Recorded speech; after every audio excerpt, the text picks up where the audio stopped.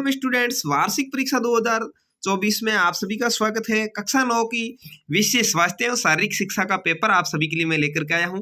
Full solution में आपका इसको करवाऊंगा। आपकी पूर्णांक 30 नंबर का रहेगा और इस पेपर को आपको पास करना होता है। बाकी का ये पेपर अनिवार्य विषय में आता है, तो सभी प्रश्न करने अनिवार्य है। सभी प्रश्नों का अंक सामने अंकित है। तो चलिए मैं आपको इस वीडियो के अंदर पूरा सॉल्यूशन करवाऊंगा। इससे पहले अभी तक यदि आपने चैनल को सब्सक्राइब नहीं किया तो जरूर कर लीजिएगा, और यदि आपने सब्सक्राइब कर रखा है तो वीडियो को लाइक और शेयर जरूर करिएगा। साथ ही साथ अपने दोस्तों तक आप इसको शेयर कर सकते हैं। आप इस पेपर को प्राप्त करना चाहते हैं, टेलीग्राम ग्रुप का लिंक डिस्क्रिप्शन में है, जाकर के ज्वाइन कर सकते हैं, जहां पर आपको इस पेपर की पीडीएफ मिल जाएगी।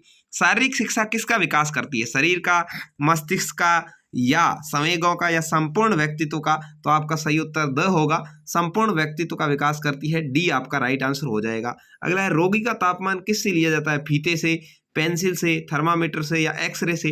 तो रोगी का तापमान है वो थर्मामीटर से लिया जाता है। स दूसरे का राइट आंसर आपके होगा। अगला है, जिम्नास्टिक व्यायाम से क्या लाभ होते हैं? लचीलापन आता है, मांसपेशियों मजबूती आती है, शरीर का संतुलित होना है, उपरोक्त सभी? तो उपरोक्त सभी सही है, ये सभी काम हो जाते हैं।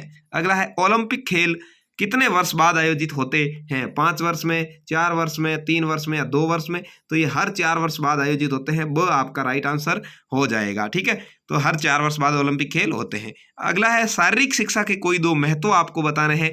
तो शारीरिक शिक्षा से क्या होगा भाई? उत्तम स्वास्थ्य की प्राप्ति होगी, प्रत्येक व्यक्ति को शारीरिक, मानसिक और भावनात्मक रूप से लाभ होगा। ये शारीरिक शिक्षा के 2 महत्व है।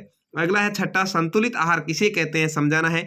तो स्वास्थ्य वर्धक खाद्य पदार्थों का सेवन करना, यानी सही अनुपात के साथ में कार्बोहाइड्रेट, वसा, प्रोटीन, खनिज पदार्थ आदि का उपयोग करना संतुलित आहार कहलाता है। अगला है, सातवां, नियमित व्यायाम करने से क्या लाभ है? तो नियमित व्यायाम करने से हमारे जो शरीर के अंदर गुणवत्ता है वो बढ़ती है, और जीवन में ज़्यादा उम्र तक जीवन होता है, यानी दीर्घायु होते हैं, और रोग प्रतिरोधक क्षमता बढ़ती है। अगला पूछा है, प्राथमिक उपचार किसे कहते हैं? अप्रशिक्षित व्यक्ति द्वारा सीमित उपचार, यानी चोट लगते ही तुरंत जो उपचार दिया जाता है उसको प्राथमिक उपचार कहते हैं।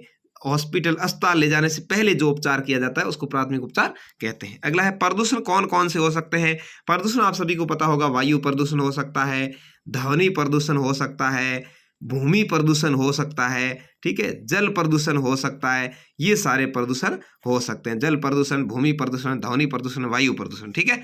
अगला है, दोपहिया वाहन चलाते समय किन किन बातों का ध्यान रखना चाहिए? दोपहिया वाहन चलाते समय हेलमेट पहनना चाहिए, ठीक है, और हमेशा ओवरटेक करते समय ध्यान रखना चाहिए, ठीक है, मोड़ के अंदर ओवरटेक नहीं करना चाहिए, गाड़ी को कम स्पीड में चलाना चाहिए। अगला है, स्वच्छता पर आपको टिप्पणी लिखनी है। तो इस स्वच्छता के बारे में आप लिख सकते हैं, किस तरह से साफ सफाई रखने से क्या क्या फायदे हैं। अगला है, संक्रामक रोग किसे कहते हैं? संक्रामक रोग कौन कौन से हो सकते हैं? तो आप सभी को पता होगा, संक्रामक रोग वे रोग होते हैं जो वायरस द्वारा, हवा द्वारा फैल जाते हैं, या एक दूसरे के संपर्क में आने से फैलते हैं। ये रोग मलेरिया, टाइफाइड, चेचक आदि संक्रामक रोग है।